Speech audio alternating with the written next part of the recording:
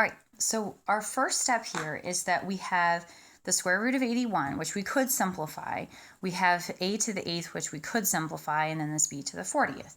So because there's multiplication, our product rule tells us that we can split up this radical. So we are going to split it up into the square root of 81, simplify that. Then we're going to have the square root, and there's a dot there. Then we're going to multiply that by whatever we get when we simplify a to the 8th, and multiply that by whatever we get when we simplify the square root of b to the 40th. So let's take each of these three factors separately.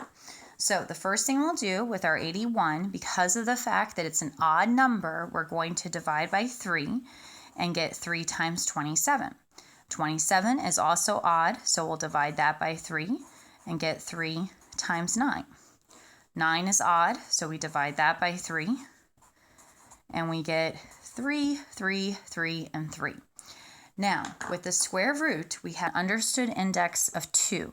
So we are going to group these in groups of 2.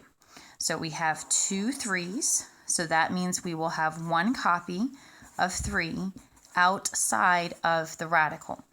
So I'm going to leave some space here, and then I'm going to write down that one copy below. So I have 1 3 outside of the radical. Then I have another group of 2 3s, so that's another copy outside of the radical. So that is times 3. Now, of course, 3 times 3 is 9, so we could put that as just a 9.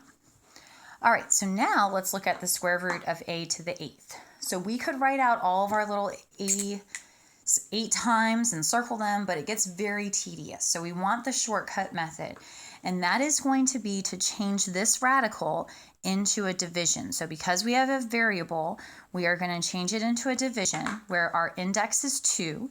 So you can kind of think about that radical sign as becoming a division sign, and we have 8 divided by 2. Now, this 8 divided by 2 is going to tell us the powers that are on our a base. So if I punch in on my calculator, 8 divided by 2, I get 4. And again, that's one of those rules that eventually you want to work up to know, that 8 divided by 2 is equal to 4. And we have a remainder of 0.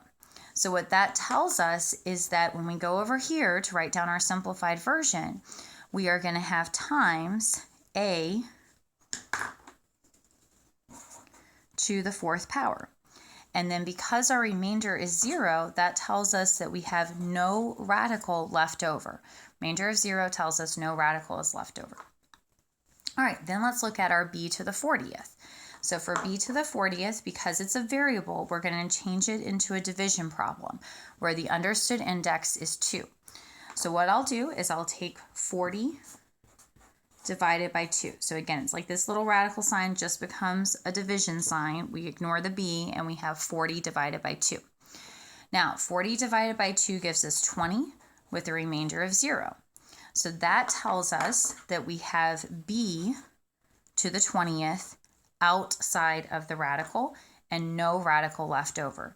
So again, this is telling us the powers that are on the base of b. So the 20 tells us outside the radical we have a 20. The remainder of 0 tells us that we have no radical left over.